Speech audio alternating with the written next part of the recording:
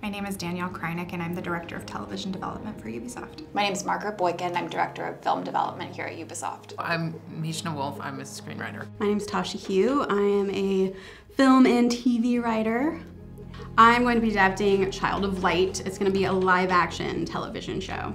The game, if you've ever played it, is this playable fairy tale, and it's so beautiful, it's so wonderful, and it has this hero, this little girl who finds a sword, and she travels this huge world on this kind of journey of self-discovery, and we don't want to lose that. We absolutely don't want to lose that. And so our story is going to be Aurora also on this journey of finding her own strength, passing through a world. We wanted our creators and our fellowship winners to come in and really explore these worlds, but Tasha just came in with such a respectful vision of the game and her vision for the story for the TV series that they melded so easily.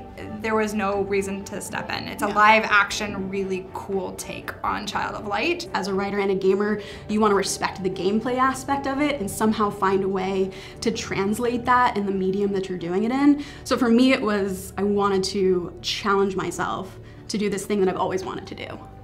It was just really amazing to see how perfectly matched Mishna and that the tone of Werewolves Within was, the sort of social commentary of it and the comedy. It was just a great fit that I personally didn't see coming and I'm so happy with. Well, it's a live action horror comedy about a small town who sort of takes justice into their own hands. I just am tickled by the idea of private justice, and that sort of got the ball rolling for me as far as, you know, what kind of a story could be made out of that.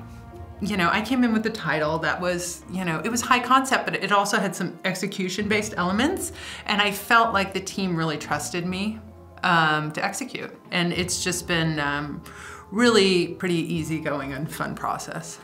In the past, the fellowships I've been in were not geared specifically towards women. This fellowship is much more of a development process, so I'm learning more about the sort of business side, and also like just collaborating with someone who's actually looking to make the film at the end of the day. On day one, they were like, yeah, you're going to be pitching a show and hopefully making a show. There was never a doubt that this was going to be a job. The most surprising thing really is the freedom that they gave us from walking in from our first kickoff meeting to being like, hey, you can have, like, this whole catalog is open to you, minus the stuff that's already in development, like, go to town. Play the games that you're most passionate about and then find a story in there that maybe we didn't see before. I felt like I was really encouraged to be creative and think outside the box and just go with ideas and run down cul-de-sacs and run on back. And there weren't really, I didn't feel like any limitations were put on my creativity. Yeah, I would say that's the nice thing about the structure of the fellowship is that once you have narrowed it down to a title, there's time built in there to sort of play with a lot of different ways into the story.